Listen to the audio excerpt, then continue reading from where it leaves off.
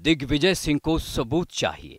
तो जिस तरह का प्रमाण अमेरिका की सरकार ने उसामा बिन लादेन के बारे में पूरे विश्व को दिया, उस तरह का प्रमाण हमको भी देना चाहिए।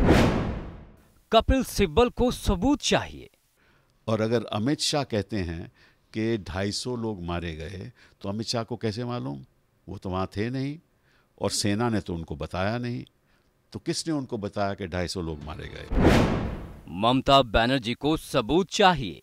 विपक्ष मांग करता है कि सरकार बताए कि बम कहां गिराए गए।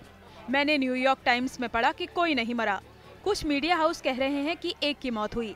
हम ब्यौरा चाहते हैं।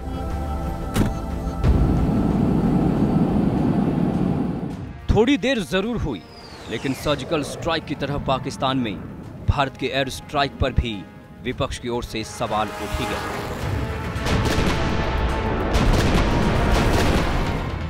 कोई विदेशी मीडिया का हवाला देकर तो कोई किसी एक्सपर्ट की रिपोर्ट का हवाला देकर 24 फरवरी के ऑपरेशन को कटघरे में खड़ा करने की कोशिश कर रहा है। इन तमाम सवालों पर कल पीएम मोदी जमकर गरजे। अरे मोदी कहता है कि मैंने इतने घर बनाए, उस पर विवाद करो ना। मोदी झूठ बोल रहा है, सच बोल रहा है, सही कह रहा है, नहीं करो ना विवाद।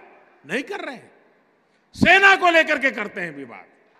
मोदी को गाली देने के लिए कोई कम जगह है क्या?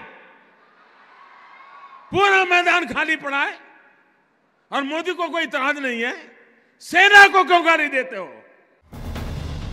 पाकिस्तान में घुसकर किए गए हमले पर उठे सवालों को जब पीएम ने सेना के शौर्य पर सवाल बताकर विरोधियों को झाड़ा, तो कांग्रेस नेता पी चिदंबरम फिर से आगे आए।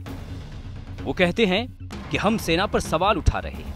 सेना पर कौन सवाल उठा रहा है? कांग्रेस अध्यक्ष ने सबसे पहले ट्वीट कर सेना को सलाम किया था। हम भारतीय सेनाओं पर सवाल नहीं कर रहे। प्रधानमंत्री पुलवामा और इसके नतीजों पर राजनीति कर रहे हैं। वो इसका सियासी फायदा उठाने की कोशिश कर रहे हैं।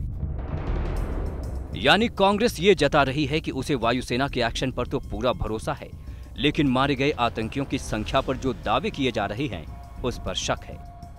दरअसल विरोधियों के इस एक सुर हमले की वजह बना है बीजेपी अध्यक्ष अमित शाह का वो बयान, जिसमें उन्होंने बालाकोट एयर स्ट्राइक में 300 लोग मारे जाने की बात कही थी। विपक्ष पूछ रहा है कि जो आंकड़ा सरकार ने नहीं बताया, वायुसेना ने नहीं बताया, वो बीजेपी अध्यक्ष को कैसे पता? सवाल सिर्फ शाह के बयान से नहीं उठे। मोदी के मंत्री एसएस अहलूवालिया ने तो कह दिया कि एयर स्ट्राइक जान लेने के लिए नहीं, डराने के लिए की गई थी। પુલવામાની અંદર ઘટના થતાની સાથે જ બધાને એવું હતું કે આ વખતે તો સર્જિકલ સ્ટ્રાઇક ના થઈ શકે, હવે શું થશે તે એલર્ટનેસ બહુ હતી। પરંતુ મિત્રો, નરેન્દ્ર મોદી સરકારે બરોબર 13માના દિવસે એર સ્ટ્રાઇક કરી 250 થી વધારે આતંકવાદીઓનો શોધ,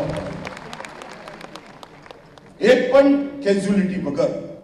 এটাই দরকার ছিল যে আমি তোমার সমস্ত পাহারার মধ্যেও আমি তোমার বাড়িতে পৌঁছে আমি চিহ্নিত করেছি এই জায়গাটা, আর আমি এই জায়গাটাকে ধ্বস্ত করতে পারি।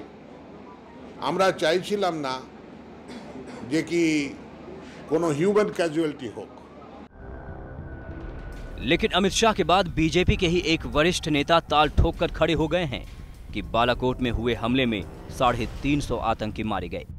300 से ज्यादा जो जैश ए मोहम्मद का ठिकाना था, जैश ए मोहम्मद का जो ठिकाना था उसको ध्वस्त किया, और जैश ए मोहम्मद के आतंकी मारे गए। जो उनको ट्रेनर थे वो मारे गए, जो उनके सरगना थे वो मारे गए। नेता गिनती पर भिड़े हुए हैं, बीजेपी गिनाने में लगी है। तो विपक्ष कह रहा है सबूत दिखाओ, और पाकिस्तान कह रहा है कुछ हुआ ही नहीं तो सबूत काहे का।